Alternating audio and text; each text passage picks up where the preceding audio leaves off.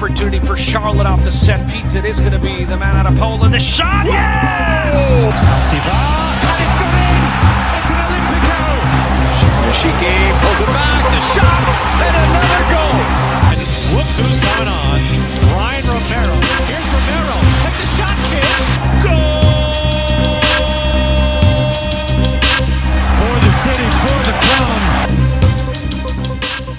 And welcome back, everybody, to another episode of the Offsides Podcast, the official podcast of Charlotte Football Club. I am your host, Andres Robledo, and as always, I am joined by the second best Robledo golfer in the family, Pablo. Pablo, how's it going? I had some good shots. I don't know what you're talking about. No. I thought we both played pretty well. That was probably the best round we've played in a while. Yeah, to the point that we both had fun. I don't think I ever wanted to quit. You know, usually about after the third or fourth hole, I'm just like, okay, I'm done with golf forever. Yeah. Just seeing how much I could sell my clubs for, usually mid-round. But not this time, yeah. Yeah, no, this time I was like, okay, yeah. Yeah, we should do this more often. The heat was getting to me, though. I was getting tired. Oh, yeah. Yeah, I definitely. was glad we only played 9 holes and that they were short. Yeah.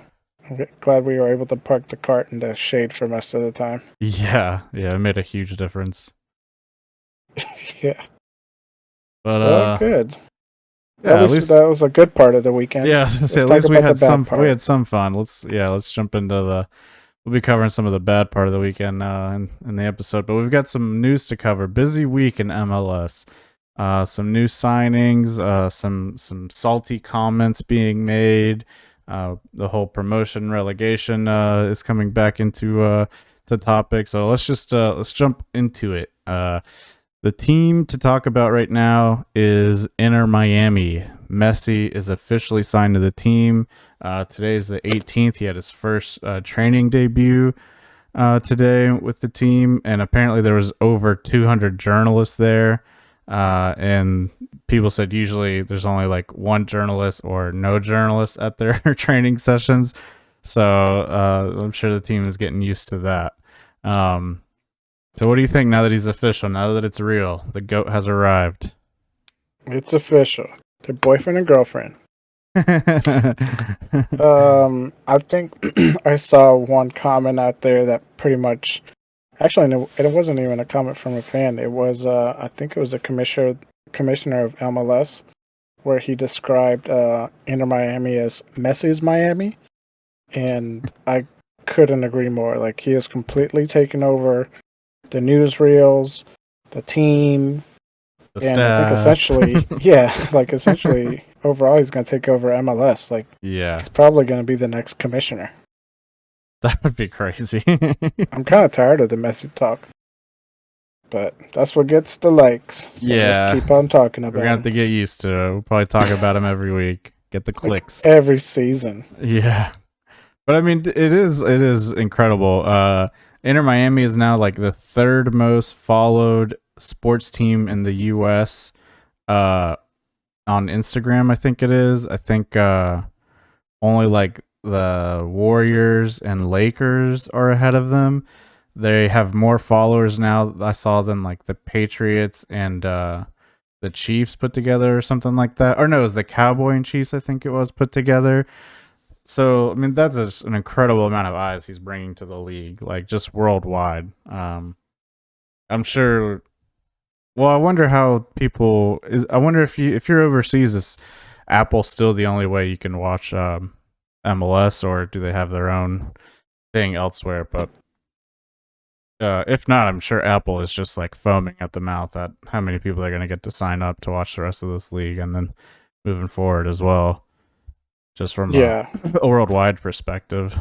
Yeah, I'm sure Apple's just swimming in there right now. They got their little counting machines up, and Yeah. it's like that scene of the Scarface where they're just like counting money. And then Adidas with the jersey sales. Inter Miami's getting a nice little cut of that. Yeah.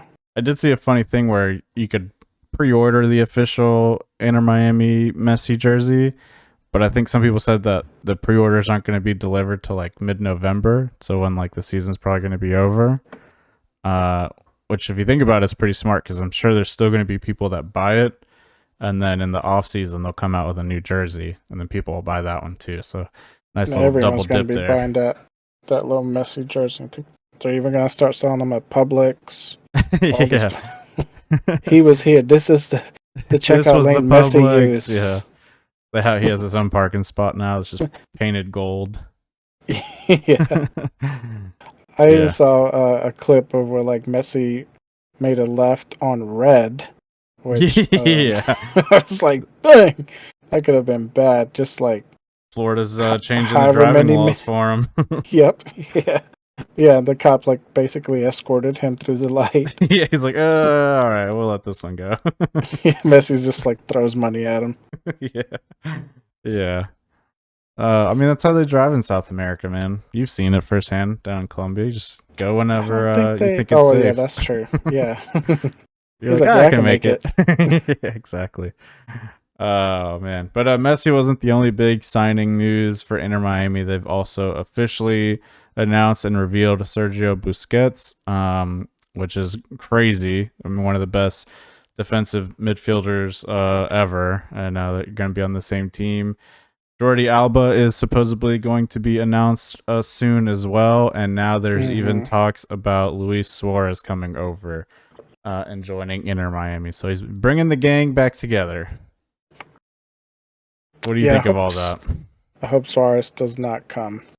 I hope he does come, and I think when he plays Charlotte, you should dress up in like a giant shark outfit. And like have a jersey over it that says Suarez.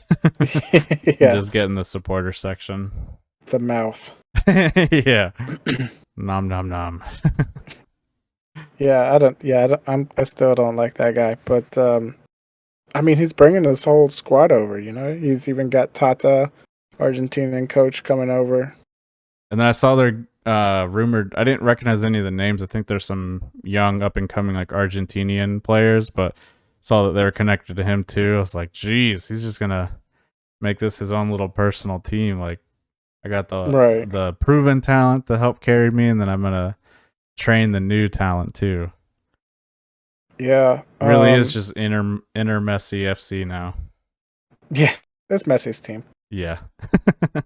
But, I mean, what do you think of him bringing in all these players, especially when it comes to the rules with, like, the MLS roster construction and stuff? A lot of people are just, like, wondering how it gets done, and I don't think we need to go into it because I don't think either of us really understand it, understand all the rules, but, I mean, what do you think? Do you think the league is kind of just looking the other way or helping them get creative solutions? I mean, what's your take on all of it? Okay, yeah, so I do think that the league is somewhat... bending rules or making accommodations for Messi. But I think it's just probably because he's such a big signing, especially for the MLS. He's like, so far, one of the biggest ever World Cup winner, Champions Cup winner. Like, he's a legend. But, they're letting him bring all his buddies over. They even, I'm not sure how it works, but like, as far as like when he comes to plays at other clubs, like they're having to make them put in grass over the turf if you have turf. So it's like a lot of special rules now that he's over, which we didn't see before. Yeah, it's that one's pretty crazy because we were talking off the podcast because I think the commissioner said it's kind of be up to the teams. It seems like. If they have turf, you can put grass down. If not, I guess you don't have to. But I guess the trade-off is like a drop in sales and then, concessions and all that. So probably a big drop in money. But it seems like if you're a competitive team, you would kind of be incentivized to not put in grass. And if he's not going to play on turf, then it's an advantage for you, right? You're used to playing on the turf. Now you don't have to play against Messi. So I wonder how that'll play out against teams, like especially when they come to play us in October. So it'll be interesting to see that. But yeah, I mean, it's interesting to see how they're bringing in these big names. Like, I'd love for someone to do like a breakdown of, what roster spots they're taking, like how the contracts are put up, like how and Miami's like doing this with all the crazy MLS Yeah, roster especially the rules. financial side of it, Yeah. and So like how they're doing it. yeah, I'd love to see like a breakdown of that. So I guess we'll see. It'll be entertaining though for sure. Yeah, yeah, for sure. And going back to that whole like grass versus turf thing, like Messi's coming to town. Like, how much time do you really have to work with as far as like putting down grass, and how good is it gonna like hold up for one match with, I don't know, less than a week's worth to prepare for, maybe? Yeah, that's kind of what I was thinking. Is you're probably only gonna have like a week's worth or 2 weeks worth at the most. Like if you're away the previous week, then and you've got them coming up. So yeah, at the most you're gonna have like a 2 weeks heads up. I don't know how like how long it takes for that stuff to like settle in nicely. I mean, when we played New York FC, you could see like the cutout grass that they put down to like cover up part of the baseball diamond, and I mean Yeah, it yeah. it didn't look like that great. No, it looked like blocky. Yeah, and I think I heard people say that like players were complaining about it a little bit, that it was like slippery or different. Like You would so, think so. yeah, I Like a would feel big you old feel that. carpet that just maybe gives up under you. But I mean, I'm not there playing, but Yeah, it just seems to be the logical thing to do. Just kind of like move somewhat. I don't know. He kind of reminded me of that. What was that one Jim Carrey movie where he like steals parts of other people's lawns? yeah, Fun with Dick and Jane, Yeah, the yeah. classic. That's when I saw those chunks of grass out there. I'm like, oh my gosh, it looks like they just went out there and just cut up some grass spots from different places. It's gonna be interesting to see, man. He's expected to make his debut this weekend for the Leagues Cup match. I don't know who they're playing. But that's where we're going to see him make his debut. But yeah, I mean, he's going to change MLS for sure. Speaking of which, changing MLS, we're going back into the topic of the promotion relegation discussion. The reason being the USL is actually voting to adopt this system and become and getting a tier 1 designation as well, which I guess would make the USL Championship compete more directly with MLS in terms of like this is their tier 1, kind of like how English Premier League is. So I guess the US would have 2 tier 1 leagues. I don't know how that would work, but then they're thinking of adding in an additional like 3rd division, so that way they can kind of build out that pyramid. And that's where new teams would start, is kind of like that 3rd division and then work their way up. And essentially what the USL, the reason they're bringing it up and wanting to vote on it is they feel like because the way the MLS is set up right now and it drives all the attention in the United States, it's eventually going to kill off USL. And so they, I guess, are thinking, well, if we can adopt promotion and relegation, that will be a way to bring in fans and keep some sustainability in the league and keep USL alive. So as far as I understand, this isn't to bring in MLS into their system and have it be where you get promoted and relegated from MLS. It's more of like a parallel league where there is this promotion relegation. Teams can move up and down between the different divisions. What do you think of that? I mean, would that make you more interested in watching Charlotte Independence for one, if there's that whole storyline of them moving up or moving down divisions? Nah, not really. Not at all. No. I mean, before Charlotte, I didn't really keep up with Independence. Probably like you, I just kept up with more overseas, Premier League, Spanish League, and then the Colombian League down in South America. But besides that, not really. I mean, I knew the team was there, but I think I maybe went to one match, and that's because we had like free tickets. Mm-hmm. The atmosphere was just not there for me. Like, I had been to, big matches before, and the atmosphere just wasn't there for me. Yeah, I know what you mean. I think I went with you, right? We took your oldest Callie. We took her to a game, I think, when she was pretty young. Yeah, yeah. Yeah. But It's Yeah. interesting though because they're trying to not get drowned out basically by MLS. But I think it's pretty much going to be like a losing battle either way. Like This does feel it's like a Hail Mary type thing. yeah, it's like those leagues that try to start up after the NFL is done with their regular season. It's like usually nobody pays attention to them, right? Like or arena football. It's for some and they can stay viable for it's entertaining for some, but for the mass majority, it's not there. Yeah, I think if like the tier 1 USL became like if a lot of money got thrown into it where they are like putting out teams similar to like the quality of like Charlotte FC or even above and beyond like Inter Miami where you're getting in some guys past their prime that are recognizable names, then I think it becomes more interesting because then it's like it's always going to be about the product you put on the field, right? And if it's still kind of like not to be offensive or anything, but just no name guys that I'm not that like invested into, then the whole like promotion relegation thing isn't to me enough. Like even when you keep up with like Premier League or La Liga or Serie A, to me those storylines they're interesting, but like I'm not watching a ton of those matches to see who does or doesn't make it. Like it's kind of something I'll check once the season's over. I'm like, okay, who got relegated? Who's moving up?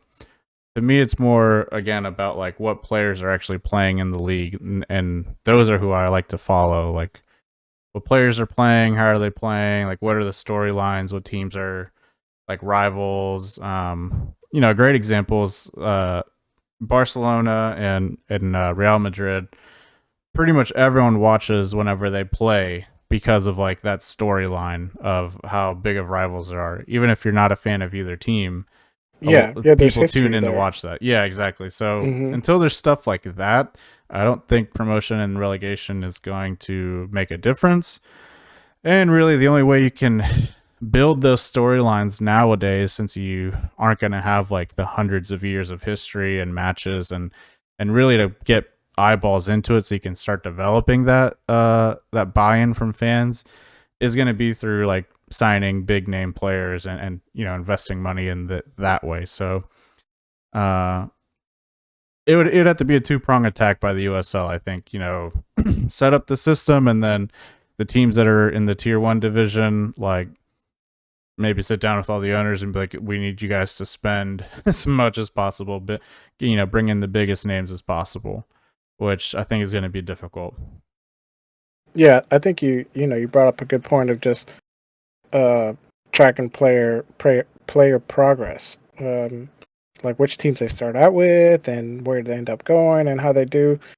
Um, I think with MLS, that's probably like one thing we're kind of missing because you either bring them in really young and then kind of sell them off, which is it's good to see them go, but it's good to see them progress within the league Mm-hmm. instead of bringing them in young and then selling them for a high fee.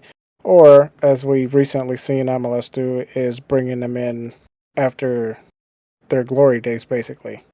Yeah. Not to say that, like, Messi or these guys aren't going to have good games. They'll have good games and performances, but they won't be as iconic, I don't think. And I want to say it's like, it just feels like with the no pressure that teams have of, they don't have to worry about being relegated. So it doesn't really matter if they're losing or not. It feels like MLS is more of a selling tickets league instead of who actually has the talent. Mm-hmm. Like earlier today, I was talking with a fan, and he was mentioning that like the Mexican league, they have promotion and relegation. You brought up a good point earlier. I don't know if it's a franchise mode or not, but the whole point of it is like you know these guys, the owners or whoever, is pouring in so much money so they don't get relegated. They're bringing in talent. They're having the medical staff upgraded, like their own training facility, all that stuff that we don't really. At least Charlotte doesn't have their own. Um, So they're pouring all this money into it, so the team doesn't get relegated, and they see success out of it. They have good competitive teams. Mm-hmm. Whereas in MLS, it's like you pay your high fines to get into the MLS, but after that, it's really all just about selling tickets and jerseys. You don't have to worry about being relegated, so you don't have to really worry about putting in that much money. Yeah. And we've kind of seen that throughout the season some, right? It's like, we get the older guys or we get these super young guys, but they haven't been like super talented. We're not as talented as we'd hope. Yeah, I agree with that. I mean, not even just Charlotte, but like you see a lot of teams like don't have their own stadium. I don't know like how if all the teams have their own like practice facilities and stuff like that. I would assume probably not. Like if Charlotte doesn't have that, or if teams don't have their own stadium, I'm assuming they probably are kind of in a similar situation to Charlotte about like practice facilities and stuff like that. To where like yeah, it is. I mean, like you said, there's no consequence for finishing last.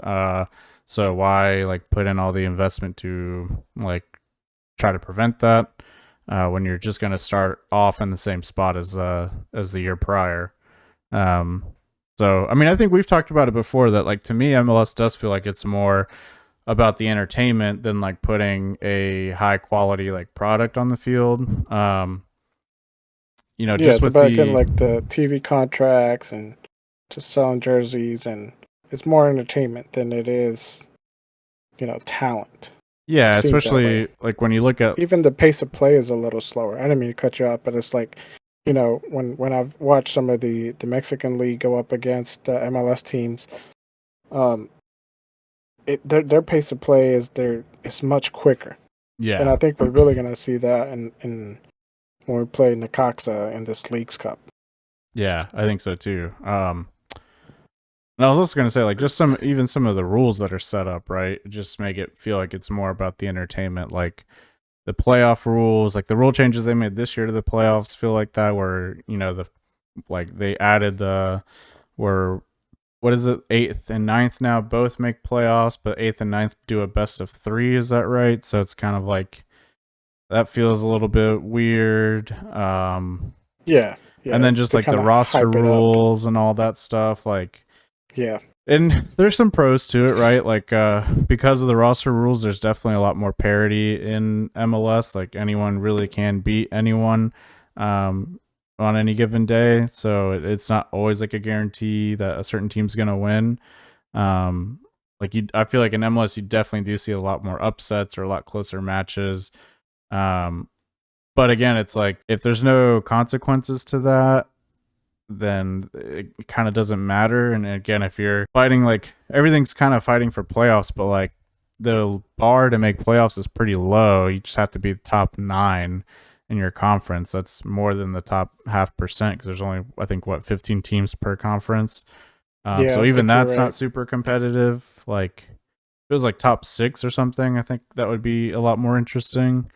Hmm. But then you kind of run into some of the issues that NFL has where like teams' seasons are over like mid-season and they're kind of playing for nothing. So I could see where you could Yeah, run into that issue in the MLS as well. But things like that. So to me, yeah, like I feel like it is definitely more about entertainment. I mean, even now, this whole All-Star thing, like where the All-Stars are playing Arsenal, where Arsenal is using this game as like a preseason match. Like, why would you set up your league to kind of be for years? I mean, the league was like a laughing stock because of that, where MLS All Stars would play Man United or Man City preseason and get like stomped. And it's like, why would you advertise that as like these are your all stars, like you're best in the league, and they can't hang with like a preseason team?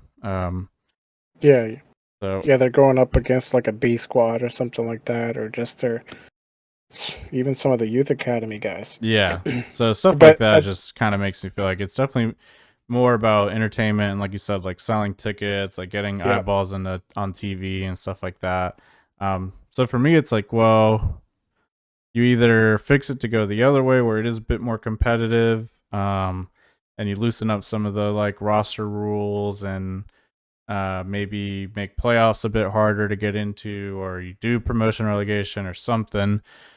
Um, Or you kind of lean more into the entertainment part and like start adding some wacky stuff that like people that's gonna go like viral, right? Like the old school PKs. Maybe if a game is tied at the end, you settle it through goalie wars. Like just I don't know, just add in some weird stuff. Like make it kind of like a weird league. I'd watch it for that. But I don't know. What are your Yeah, thoughts on that?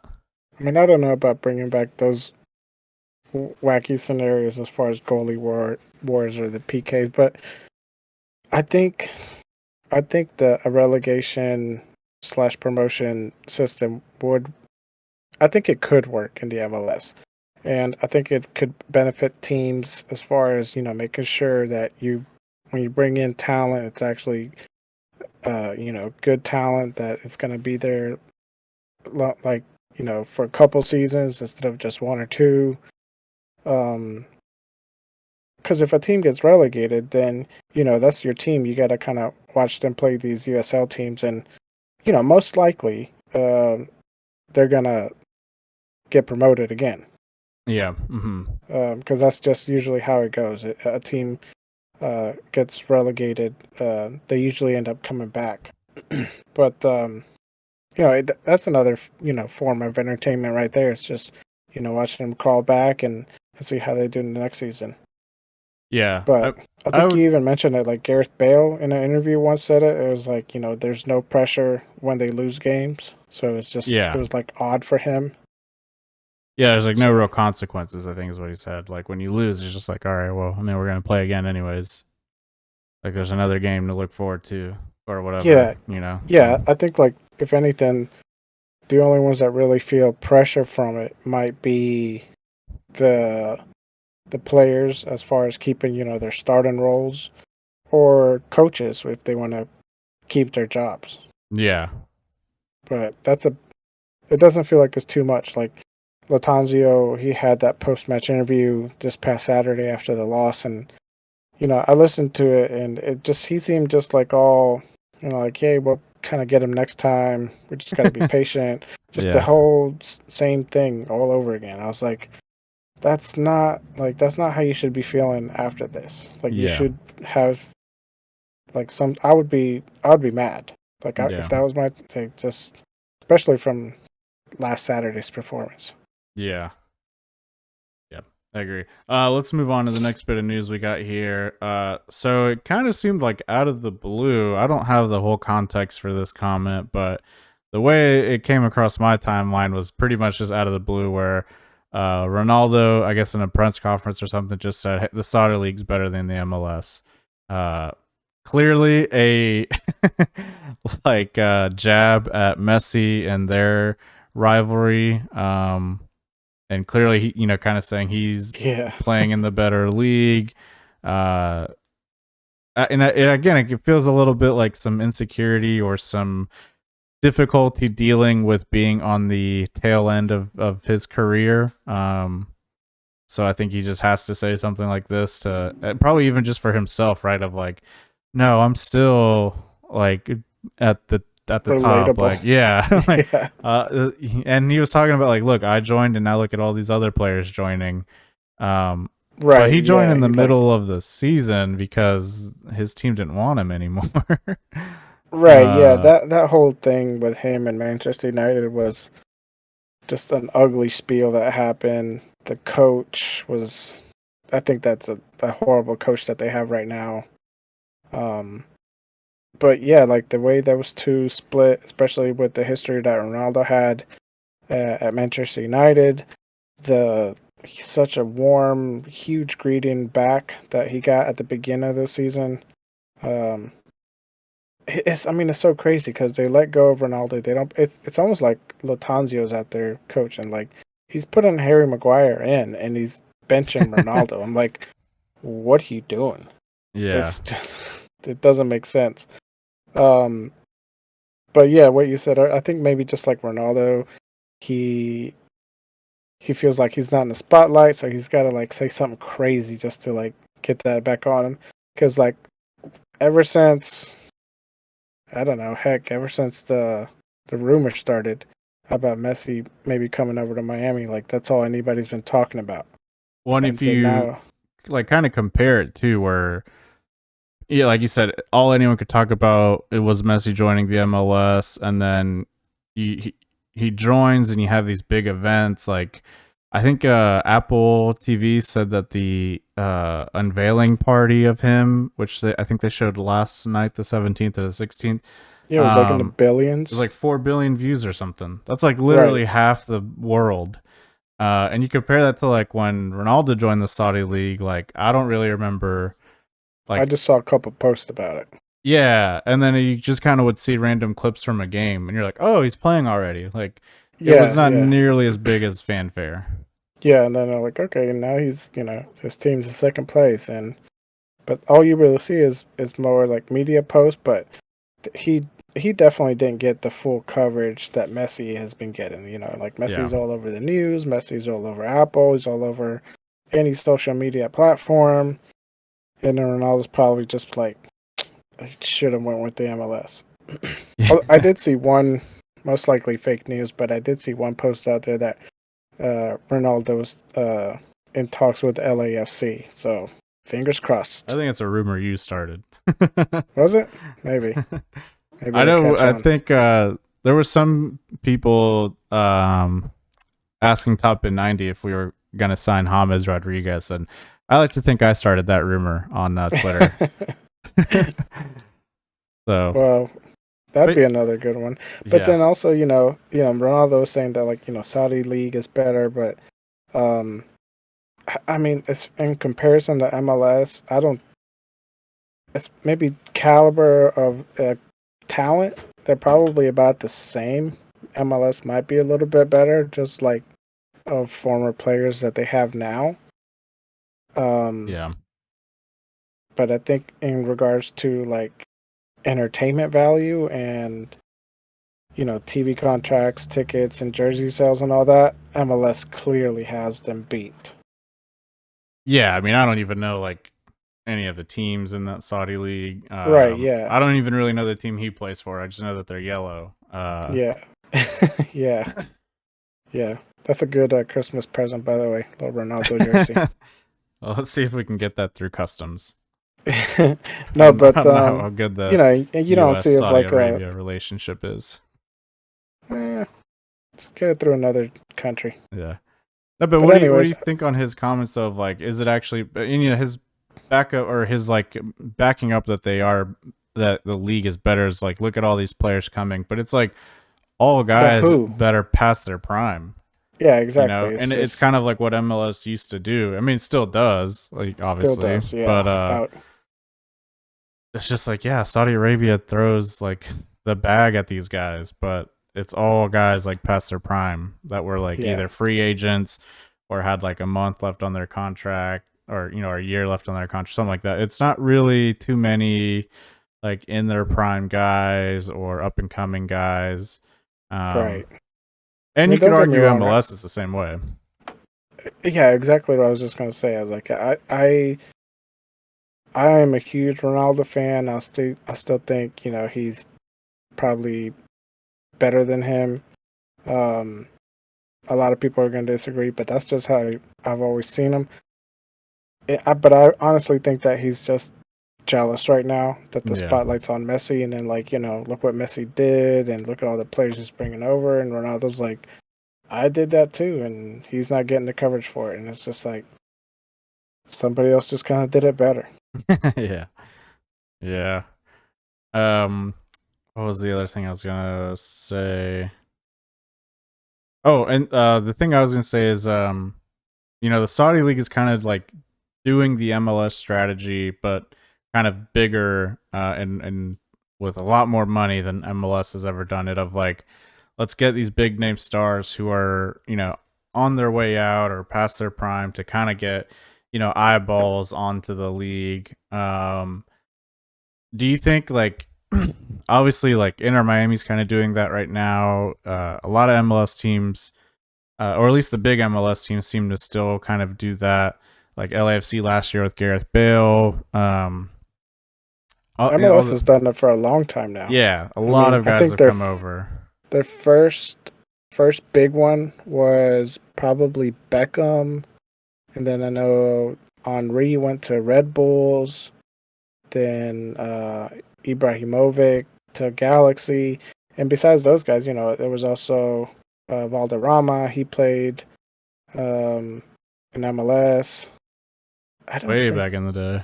Yeah, way back before. I don't think that team's even an MLS team anymore. Yeah. But what I was gonna say is but that's should their style. well, That's their foundation. and that's what I was kind of going to is should MLS pivot from that now to kind of be more about, instead of bringing in old names, starting to bring in up and coming talent, where you develop these young guys that then in a couple years go off to the Premier League or La Liga, Serie A, and do that by loosening up some of these roster rules so that teams can afford to spend $2, $3, $5 million on a 20-year-old or 22-year-old up and coming kid. Even big teams today still do that. Chelsea recently just signed a teenager from the Brazilian league, from Santos. And I'm sure he's not going to be an immediate starter or something, but they're, I think it was a couple million, maybe 15 or 16 million, which to Chelsea is not a ton of money. So it's kind of an easy investment for them to do, because who knows, this kid could maybe be the next Neymar or something. You never know. Let's hope not. Let's hope he's better than that. But yeah. But you know what I mean? If you could loosen up these salaries to where teams could afford to take those risks, maybe not 16 million, but maybe 5 to 8 million to find these next up and coming guys. Then I think MLS could be the big driving point, is hey, this is a league to watch upcoming young talent mixed with some old school names. But this is where you kind of catch these young superstars early, right? That are going to be the next Haaland, the next Mbappe, things like that. Yeah, absolutely. And I don't even know, I agree with you about them loosening up the belt on the financing as far as signings and all that, because as far as MLS, bringing up talent and retaining it, or being a talented guy that goes overseas and becomes really good, it's been far and few. The ones that I know that have stuck around MLS and really made a name for themselves, I can only think of two at the moment, and that's Donovan and Dempsey and Bradley, Michael Bradley. Those three out of however many years MLS has been around. But then they've also had at least one flop that I can recall, but he was a huge signing, and that was Freddie Adu when he signed for DC United. Young kid, everybody thought he was going to be the next Pele, and that brought a lot of hype, and a lot of eyes to DC United. That's the only reason I even know of DC United, is because of Freddie Adu. So I think, yes, if we loosen up the financial restrictions that teams have, you could not only have the chance of bringing up talent and retaining them here in the MLS to play here, because you get a talented guy and they get offered some of these big clubs, they're going to take the money and go. Yeah. But if we can outbid them, they can just stay here and play and make a name for themselves here. Or we could do the reverse, and Chelsea's got a couple of youth guys in their academy, and we can outbid Chelsea. We can bring the young talent over here. Yeah, I totally agree. Good. So hopefully MLS, takes this momentum and makes some changes, and this is kind of the beginning of that evolution. Maybe. I haven't seen them do it though. So Yeah. High hopes. Yeah. Let's jump into what everyone's really wanting to know about the Charlotte FC results. It's going to be painful to talk about, but we got to do it. We're financially obligated, or actually legally obligated, I think. We signed a contract with a gypsy, so. Official, unofficial. Yeah. What is it? I don't know. The unofficial official. You're right. Yeah. That's right. That's right. So Charlotte went up to Canada, good old Canada, to play Montreal, a team that we tied at home 0-0, and I think it's fair to say we got absolutely taken to school. Maybe if you only see the scoreline, you don't think that, but it was a horrendous performance.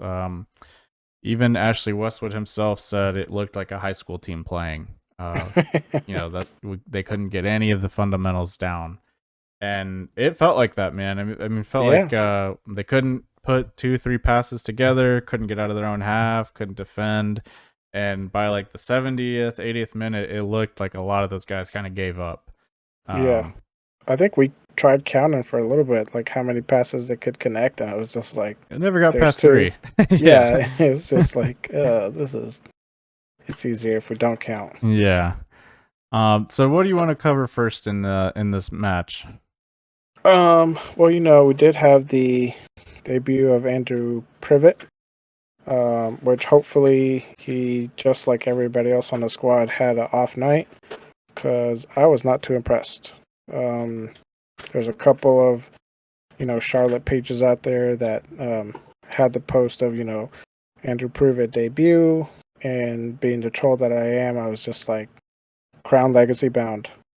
Just like I didn't see anything to anything to really be excited about. All right, just to his defense, just to be to get some of the haters off our backs, he's not a center back. He got put in the center back like halfway through the first half. Welcome to Charlotte. He's more of a center mid position. And then that's the other thing I was going to do. Like, that is tough to make your debut. You're out of college, and you're making it in the middle of an away match in not your position either. And on a team that sucks at defending. Like, you're going to get exposed. Like, when I saw he was getting on, like, getting put at center back, I was like, this is a player's worst nightmare. Like I said, you're playing out of position. And on a back line, like on a team that just like cannot defend, can't help but get put into breakaways or let teams keep the ball in their own half. I was like, it's going to be a long night for this guy. And it was. To his defense, Ashley Westwood thought he played pretty well given all of that, like given the context of all that, which I have to agree. Like, again, when you put it into context of like not his position, rookie, I think they were already down 2-0 when he came on, right? Could have been. I know they had at least one on us. Yeah, sure. So you're already like just not in the best situation. So right, to get a little bit of heat off of him. I gotta bring that up. We'll see. Hopefully he gets more minutes in these League Cup matches, because it's tough to tell from just the one game, especially when the odds are so heavily stacked against you. But besides that, we had the lineup, which was, I guess, somewhat consistent as far as it being so random. Yeah, I mean, Jones is injured, so we're missing him. And I think that was and Capetti's still injured as well, so missing him.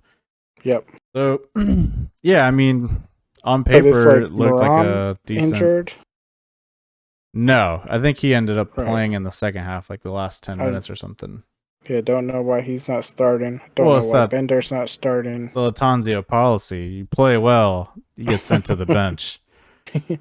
He's like, you do good, and you get a break. Yeah. You play good as a starter, you become a super sub. Yeah. Super late sub. Yeah. We saw Vargas back on the left side and Jazviak on the right. Like that. So Dursky back up top. That's, good. Bronico, I saw him starting. I thought it should have been Bender. And then Arfield. Again, it's only 2.5 matches so far for Charlotte. Not impressed.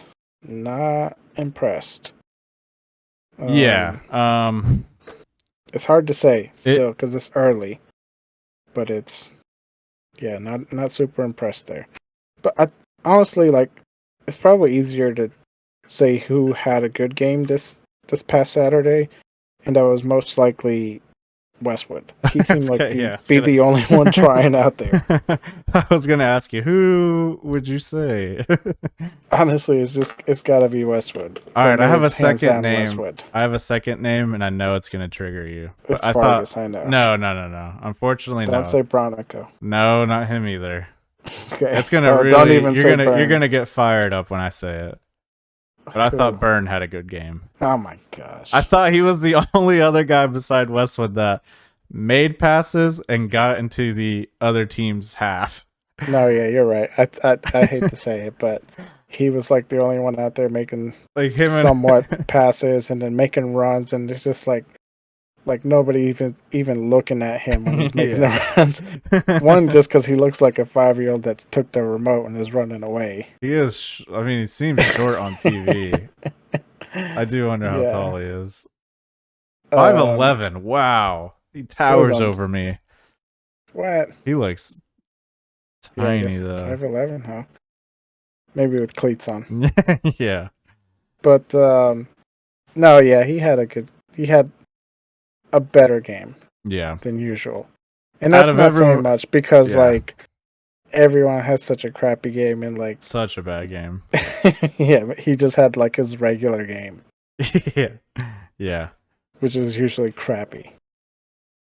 Yeah. But no, yeah, I mean we just saw guys completely stop chasing down the opponents. Poor Kalina was getting peppered. So Bozinski for sure gave up the last like 10, 15 minutes. Yeah. Like, there was one breakaway where he just jogged back the whole time, and Ashley Westwood ended up catching the guy before Sobozinski, and he started like 20 yards back. Like, yeah. And we were just kind of laughing like, man, he does not care. He's like, I'm out of here soon anyways, hopefully. Right, yeah, there's those rumors of him leaving. So one thing we did forget to talk about in the news section, so I'm just gonna throw it in here real quick, is we did sign a new midfielder, Baresh Dejaguir. the French guy, yeah. He's Belgium, but from a French team. Belgium? Yeah. Oh, okay. He loves gold. Great movie. Yeah, I actually am thinking that's Dutch, I think, not Belgium. But he's Belgium. Anyways. Same thing. Yeah. And the reason you just reminded me of it is because of, Scar Arfield's performance. You said, not really that impressive. And when you think about it, like Arfield was a free agent, super cheap for us to get. This guy also, I believe, is a free agent. And he is coming off of winning the Coupe de France with FC Toulouse. Toulouse was a mid-table team in League One, so that's high competition. And a lot of people are touting him as kind of like a number 10 kind of player, that creative midfielder, the guy that gets the last pass to set up the striker.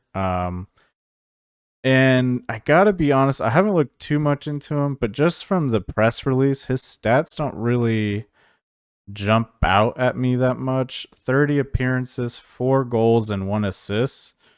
For a number 10, that is really on the low end for me, especially on the assist part. And again, how many assists do you want him to have? He won the cup already.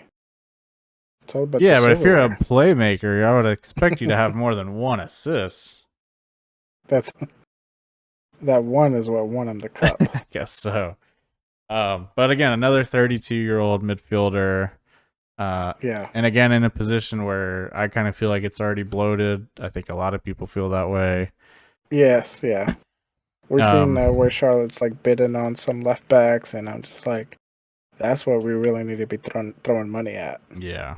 Hopefully there's more to come on that soon. But yeah, just wanted to throw that out there. I mean, what do you think of the new signing? Is it something to be excited about, or is it kind of gonna be another like guy level of like Bronico, Arfield kind of scale? Yeah, I don't know. Like anytime I get excited about signings, they end up disappointing. Yeah, they've all kind of bitten us in the ass. Yeah, and then like whenever I see one that I think is a dud, like Maram, I didn't think he was gonna work, and he's like one of my top 5 players right now. Yeah, agree. So the other concerning thing, I was gonna say the other concerning thing is they put out his highlight reel and it was only 57 seconds. You play 30 games and you've only got 57 seconds of highlights. That has me concerned. I need a little bit more than that. Well, that's just me. But anyways, back to the match. Bandwidth. Yeah, can only afford so much tape. Jumping back to the Montreal match. I mean, like we said, just truly abysmal performance. What did you think of like the substitutions Latanzio is making? You know, took out Swiderski at halftime and put in Ajimeng, another rookie. Ugh. I think you know how I feel about Yeah, you were not a Ajimeng. fan of Ajimeng. No, the dude is like just so clunky out there. He's just he I don't know, he runs like a giraffe. Well, he's like 7'5". Yeah, it's So just tall. like he's no contact with the ball. It didn't fix anything. I think after Ajimane came on, our chances of scoring lowered even more. We had I think the stats we looked up we had 6 shots, 0 on goal, and I guess 4 blocked. I don't know. It was very disappointing. Yeah, it's 6 total shots, 0 shots on target, shots off target 2, and block shots 4. Again, I don't understand how there's 4 block shots but 0 on target. You mentioned maybe it was because off crossings, but still, that's very low. That's like a practice session. Yeah. I mean, they had more shots on target during their warm up, and that's very sad. Yeah. The other change he made is was not the answer. He's not him. all right. Well, then you need to come defend your boy Mackenzie Gaines because he also came on at halftime and did absolutely nothing. He did better than Ajiman. Where's your evidence of that? He had some crosses and some runs, and he chased down some guys. I don't think that happened. Those are such generic terms. Anytime Ajiman had the ball, he couldn't hang on to it more than like 10 seconds. Dude, he's getting fouled like crazy. He barely got They fouled. both got 6.5s. Like you want to talk SofaScore. fouls. Montreal overall had 6 fouls. We had 13. 3 of them being yellows. Heck You're yeah. gonna tell me that Ajiman got fouled all 6 times? He got at least 2 of those. No, bullcrap. I will say, I think that ref was definitely favoring Montreal just because, like, I think what was his name? Like, Laird? He's from Pierre? Canada. He's a Canadian yeah. ref. I was like, how is that come on, allowed? how do you get it? Yeah, how do you get away with that? Like, I get How it. You much you can't gotta also pay a have like guy? a U.S. ref, right? Like, it's kind of the same thing. So, like, get like a third party guy. Yeah, Get like a bring in, Mexican like, a ref. Cuban Get or a Puerto European. Rican. Yeah, someone. But dude, yeah, like, and I think he lives in Montreal. People were saying, I don't know if that's true or not, but I was like, what is? It was just so clearly like bias. Like, oh, it was terrible. Yeah, there was a thing on here on SofaScore where you could I think see who the ref was, but You can I can't get his find it. address and harass him. I'm gonna look him up and be like, how dare you? Yeah. But no, yeah, it was bad. I missed the first goal. I mean, like, we kind of expected a goal. Like, it was just Montreal was just continually putting the pressure on, and our guys were just not doing anything with it. And Montreal had a lot of missed chances. Yeah. Towards like the 69th minute where.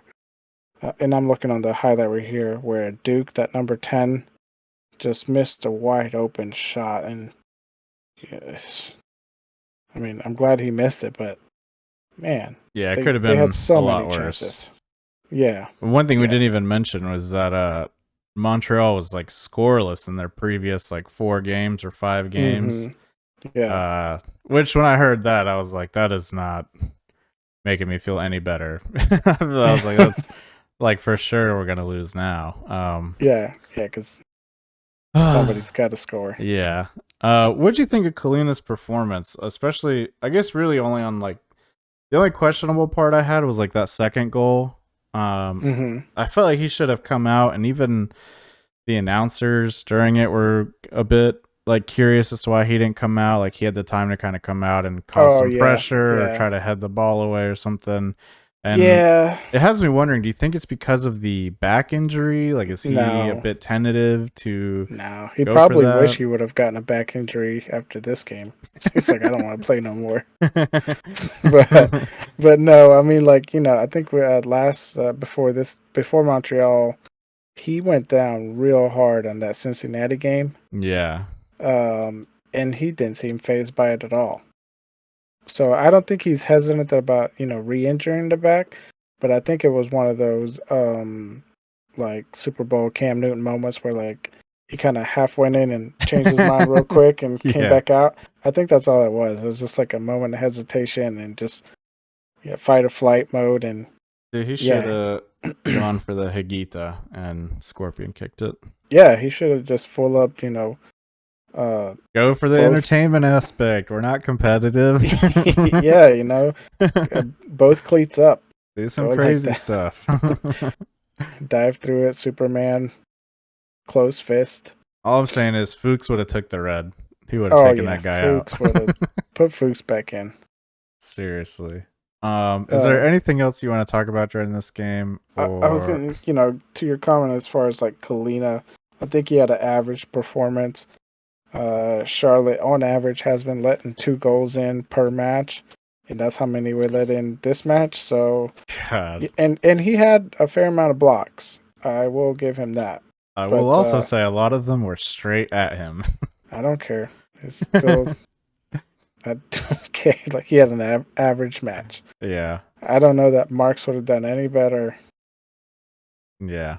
It does make me question. Is like I know Kalina's in because of seniority and all that stuff, but at this point in the season, maybe we should put Marks back in and just see what happens. I mean, maybe we should just do a lot of stuff and see what happens. Let's maybe put guys where they've been playing for the last 10 years and see what happens. No, that's crazy. That's crazy. Let's maybe quit signing 30-year-old free agents and see what happens. There's a lot of things we could see what happens. No, because that still gives me chance. I just got to get back in shape. It's always next year. It's always New Year's resolution. I got to get my 30-second highlight reel. That's all you need, apparently. It's in a DVD player somewhere. Yeah. So probably in your soccer tricks. That was a banging video back in the day. That was the best. Selling them out of my trunk. Before SoundCloud. Anyways, back to Charlotte. We've played 23 matches. We've won 6, draw 8, lost 9. We are at 26 points, and on paper we're only 4 points away from getting that 9th spot. There is 2 teams in front of us, New York Red Bulls and Montreal. But how are you feeling about this playoff run, especially after a performance like that? Well, I think we kind of covered this last episode where it's like, yes, on paper, it's reachable. But as far as like performance and how it's been, it's just like slowly slipping away. And that's just the trend that we've been seeing, right? Yeah. It's just giving up the goal, well, not only goals, but like, not holding on to leads, not defending well, you name it, not tracking players. Yeah. Inconsistency in the lineups. I mean, like Westwood said, it's not there. Yeah, like Westwood said, like the fundamental stuff isn't being done right, and right. Latanzi's trying to force this like complex system that he sees Man City do, And it's like, okay, well, if we can't string along 2 or 3 passes, I mean, who if really? that's what he's saying, like if that's what he's basing this formation and he's trying to, go off of what Man City's doing, but he's also saying that like fans need to calm down, that we're not Real Madrid. But it's like, okay, we're not Real Madrid, but we're also not Man City. Definitely Just not go Man back City. to yeah. Can we just go back to an old? I don't know if we were to beat anybody. Lancaster City, just 4-4-2. Can we just try a regular team? Just keep it basic, a little triangle passing. Yeah, I mean, I'm for it at this point. I love a good triangle passing. So that kind of leads to like the hot topic of a lot of people right now is, from my temperature take on Twitter, it seems like pretty much everyone is now Latanzio out. I'm seeing people who were diehard defenders that would get into like 100 tweet threads about defending him that are now like, all right, yeah, Latanzio out. Like, waiter, I've had enough. Take this plate away.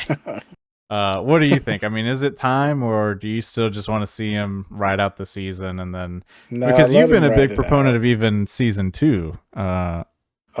Season. Well, Or yeah, season 3. Yeah, season 3. You want to bring him back for Yeah. an extra Oh, season. yeah. Are you still bring him feeling back. that? Mm-hmm. For sure. I don't believe you. I did.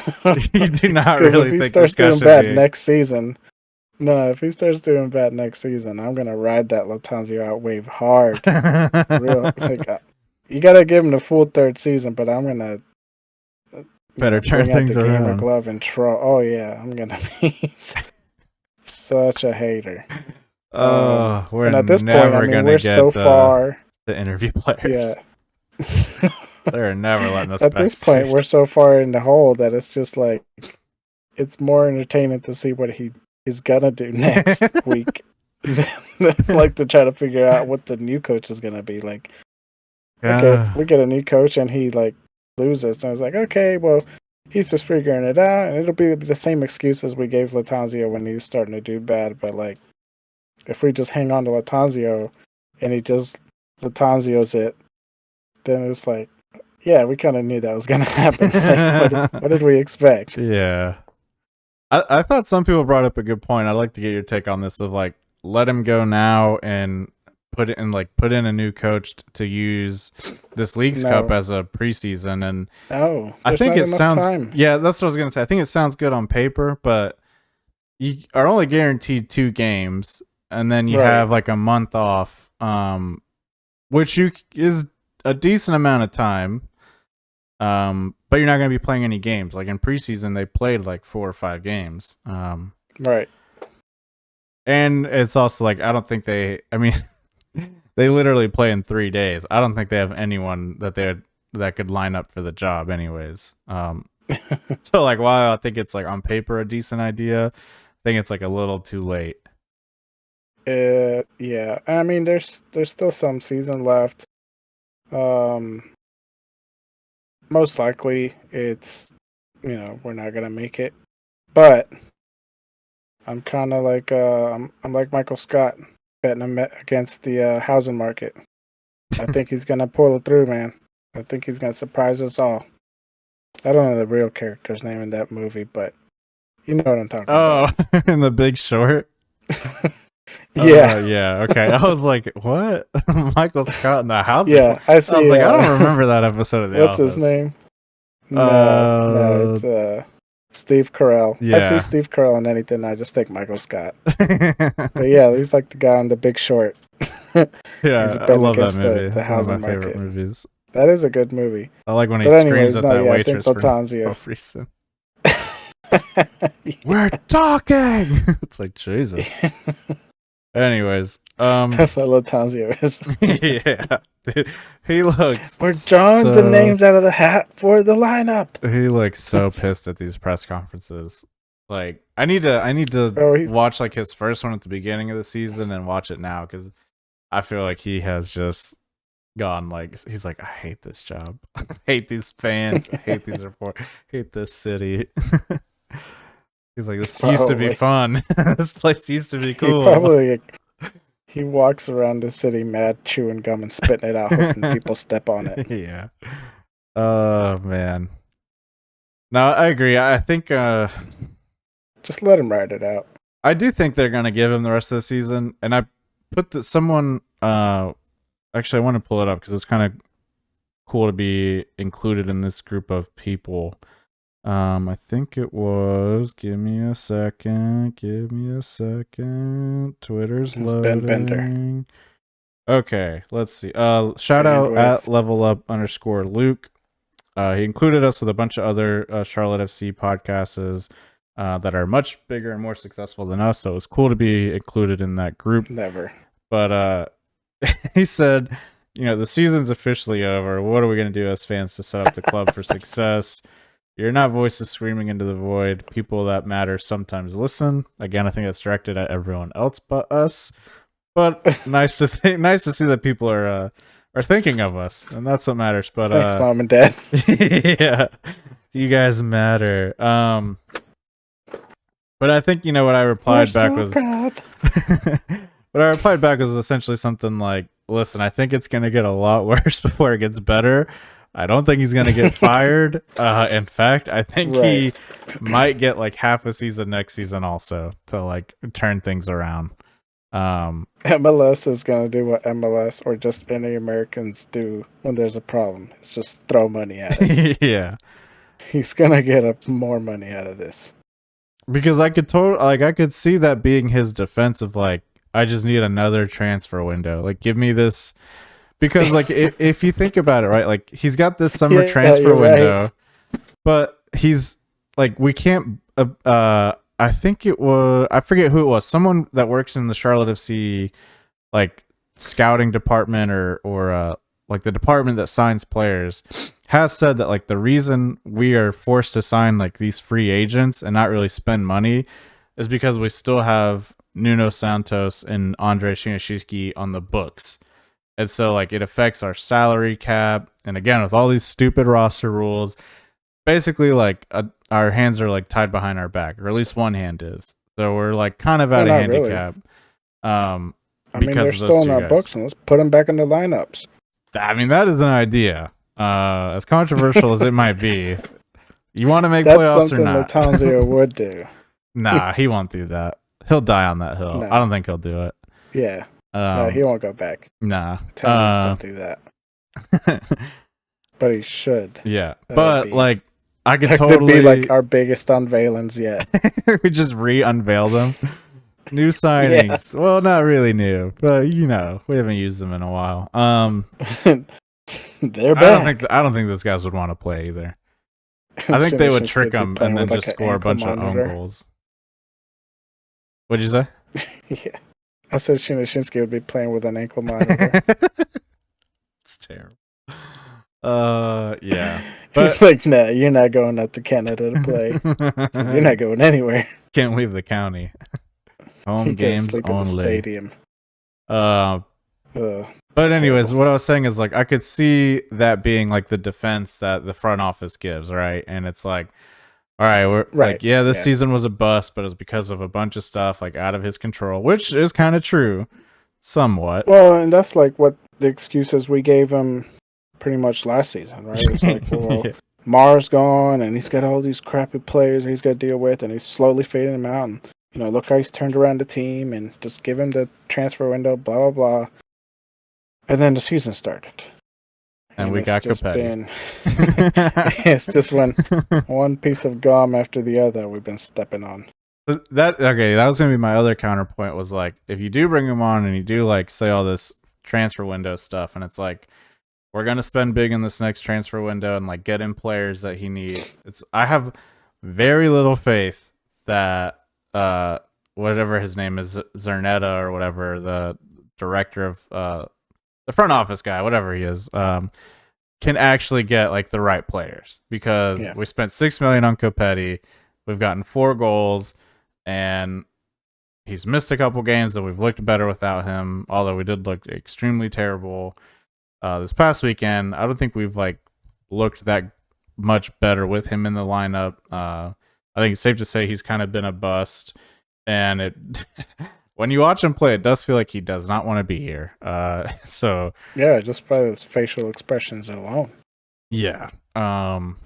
So I just feel like, okay, if you do give him one more transfer window, I feel like you guys are gonna mess it up, and then you're gonna fire him, and then you're gonna bring in a new coach who wants different players, and you're gonna mess that up too.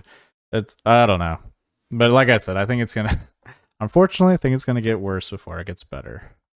Yeah, Especially with I the mean, schedule we have coming up. You gotta tear it down before if you're gonna rebuild it. I don't even know like how you would even start that process. Like, do you start getting rid of guys from the back line first or the front? Yeah, I mean, the one good thing I guess is like if you do get rid of Latanzio, he doesn't really have any guys that are like his guys. Says Capetti. I was gonna say like really only Capetti, and you could He's got probably Capetti, sell and then the other him. two are banned. Yeah, and then the rest have been like free agent signings that I think are not on that long of contracts. Right.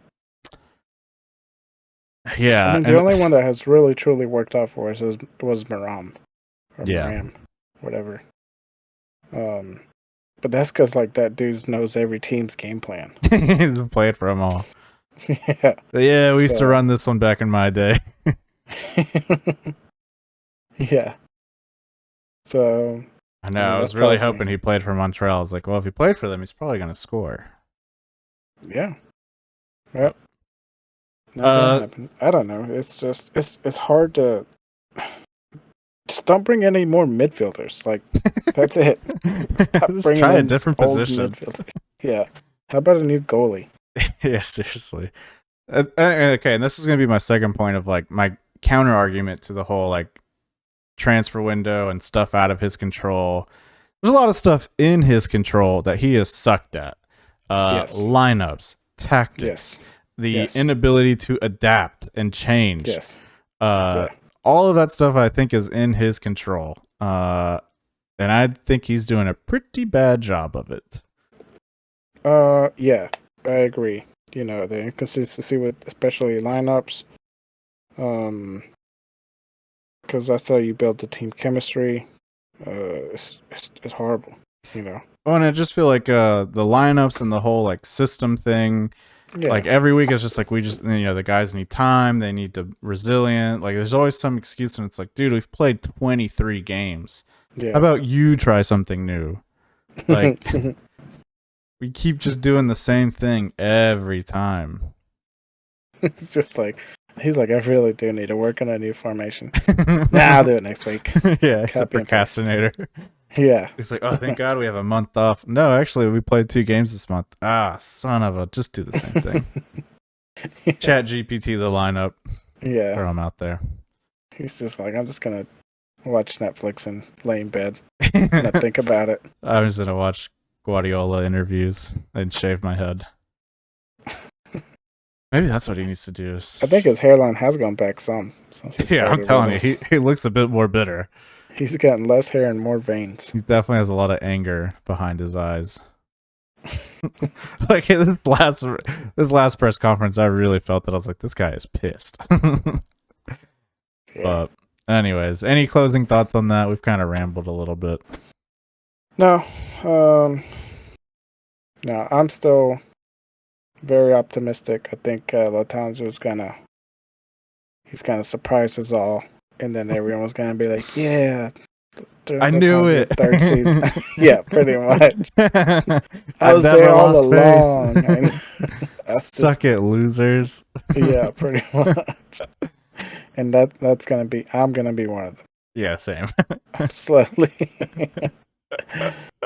And if he doesn't, then yeah, give him full season next season, and it's just gonna be a full on Latanzio out party. Like Oh my god. no bars, At least no holding back.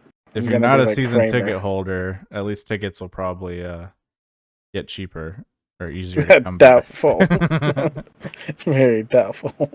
No, people are not going to come to games. They're going to sell those things, like, except the Miami game. Yeah. Yeah, no. It's Imagine just, he stays, like, we finish like 14th, and then they keep him. Imagine the home opener next season where they try to like do the whole "it's a party" like. oh my Woo! god. There's gonna be like 15,000 people there. Nah, I mean it's always season openers are always fun. Unless It's a they go lot like 0-5 in preseason. Oh my god. Well, and see, that's the thing. Like, it was so crazy because we did so good in preseason. Yeah, that was Even like though 6 even months though ago. it is just preseason, but it was just like, dude, we killed it in preseason. And then Watch like out, world. Birmingham, we killed Birmingham, and then we go and play them in the Open Cup, and they beat us. I'm like, that's not good. Like when they beat us in the Open Cup. Was that the beginning of the end? Well, kind of. Not really though. Like, we were out of the Open Cup, and then Charlotte started doing good, and we got up to like 7th place, and then I don't know. It just wasn't working anymore. Wait, no, I think that was the beginning of the end. We Well, lost to after the Open- Birmingham, and then we beat LA. LA was our last win, and then it was a loss, draw, loss. Oh, really? Yeah. God. Oh, man, that Birmingham was it Legion then. ruined our season. Those bastards. It put the Birmingham curse on us. Oh, Anyways, yeah, no, just give him a full third season so I can get my Latanzio out stuff. man. Be nice I memorabilia. if the first half of if he's in charge next season and the first half of next season is just the same as this, there is no way they give him the rest of that season. Then we can just do what he does for the podcast. Is just Put copy out and the paste same the episode episodes. every time. That would be There funny. you go. Maybe we'll do that next week.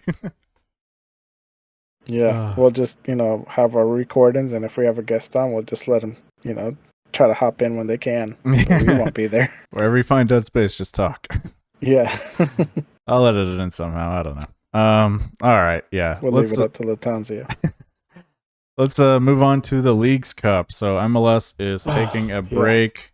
Moving on to the Leagues Cup, a World Cup format tournament between Liga MX and MLS. This could get embarrassing for MLS if they're not careful, especially now with all the eyeballs on it with Miami. Oh yeah. Miami needs to really impress, or this could get Ronaldo is going to look real No. snarky. It's not Miami that needs to impress. It's Messi and his goons that need to impress. The Barcelona Miami just retirement can keep home. being Miami, but Messi and his guys need to really come. Yeah, as if they lose 5-4, as long as Messi's got 4 goals, it's all right. Yeah, But I can see that happening. Yeah, I could see it actually. But for Charlotte, we play FC Dallas this Saturday, or no, this Friday. Yeah, this Friday, 9 p.m. Ugh, why are they playing so late? That's ridiculous. Anyways, we play FC Dallas.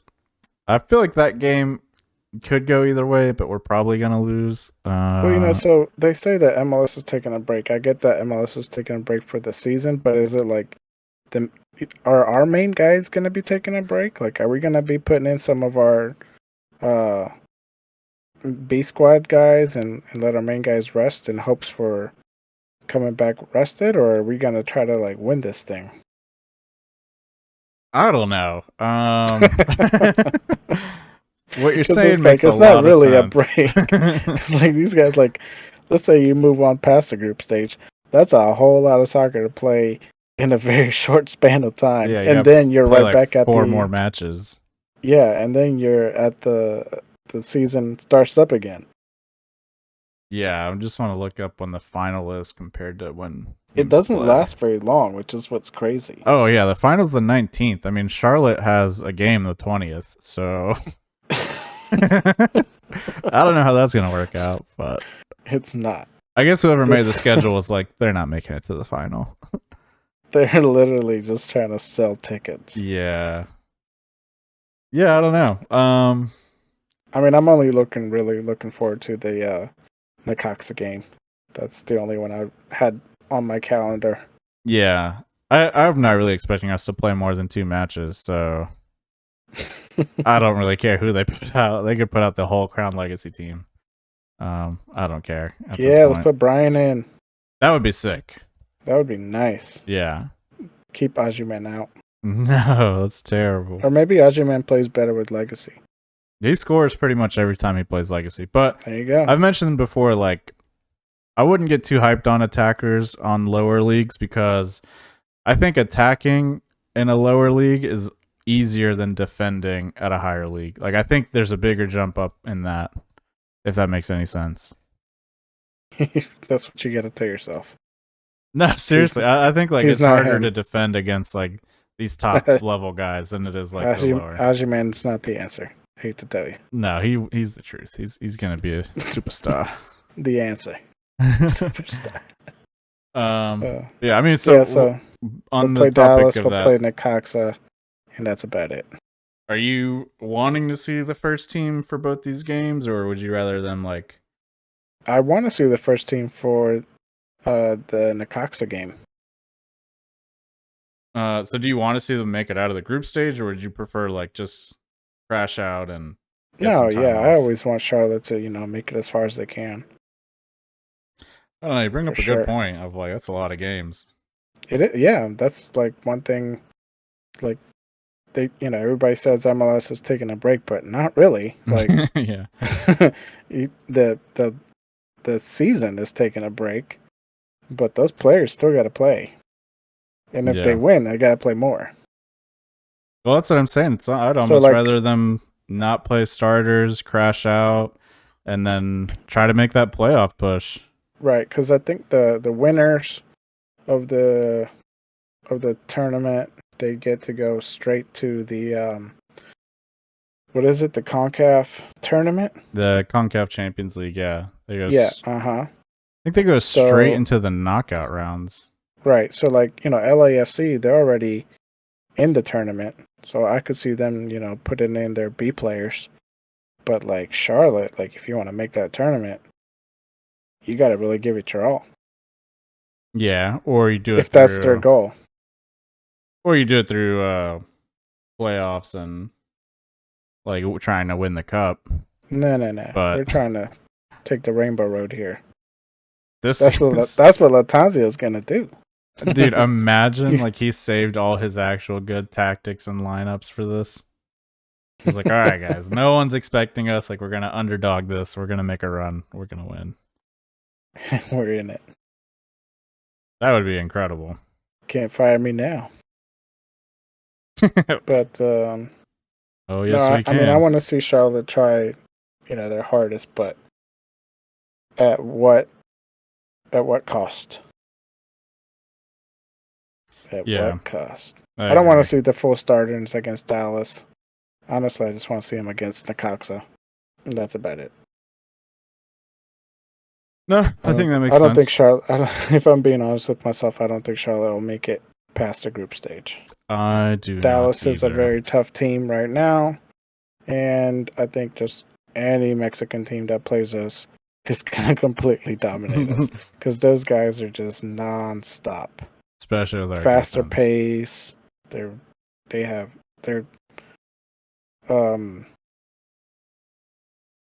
I don't know what I'm trying to say, but like they don't get tired. Yeah. They don't stop chasing guys in the middle of a run. Looking at you, Sobozinski. Yeah. Sobozinski had that one where he was like chasing a guy. He's like, I'm just going to foul you. Just shoved him. That dude went flying. Yeah. And I was like, all right, well, at least he's going to make it somewhat entertaining. Well, that's what I want to see. Yeah. It does kind of stink that it's like, but I don't know how else you would do it of where it's, you still end up playing like an MLS team and then only one Liga MX team. I think they got to play Dallas again, don't they?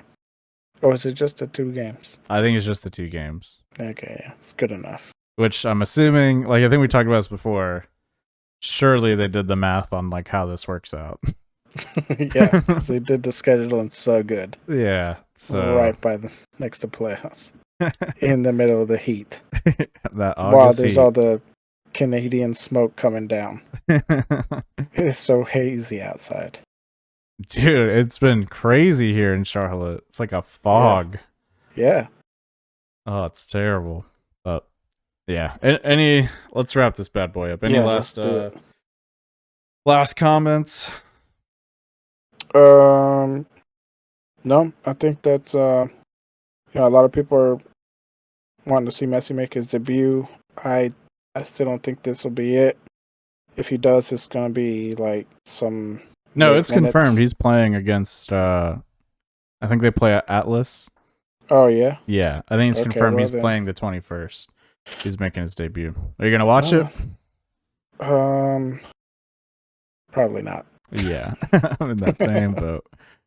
Especially if it's at the same time as our game. No, I'm gonna be a true fanboy. I'm gonna be watching Al Nassr at 3 in the morning, wearing my number 7 jersey. Is their season still going on?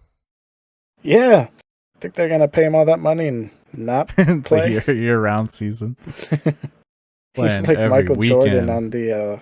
on Space Jam. Cruz Azul is who they're playing. At 8 o'clock? Cruz Azul, oh, that's a good team. Hey, Messi better bring it. Don't want your debut to be embarrassing. It needs to be like his Barcelona debut. Mm-hmm. They should have brought Ronaldinho back. Come full circle. No, I don't think that works out. They I are would watch serious that. about Texas over here. Nah, we can figure something out. True. Elon Musk Yeah. doesn't pay taxes. Ronaldinho doesn't have to pay taxes. Got that Nike money. All right, let's wrap this bad boy up. It's a long episode, a lot of rambling. Hopefully you guys enjoyed. If you did, share it with a friend. That helps us grow the most. Also, if you can, if you're listening on Apple Podcasts or Spotify, if you could leave a 5-star review, that'd be awesome. If you leave a written one, we will try to shout it out on the podcast. It's been quite a while since we've had one, so it'd be cool to do that. Other than that, if you want to interact with us during the games, we are usually live tweeting at offsides_CLTFC. And then we also try to keep up to date with some of the latest news and stuff on Instagram at, again, offsides_CLTFC. And we also have a YouTube channel where we post all the episodes. So if it's easier for you to listen to that way, feel free to go to YouTube at Offsides Podcasts. All right. We will see you guys next week. Bye. Latanzio out. Wow, wow, wow. You got to love that.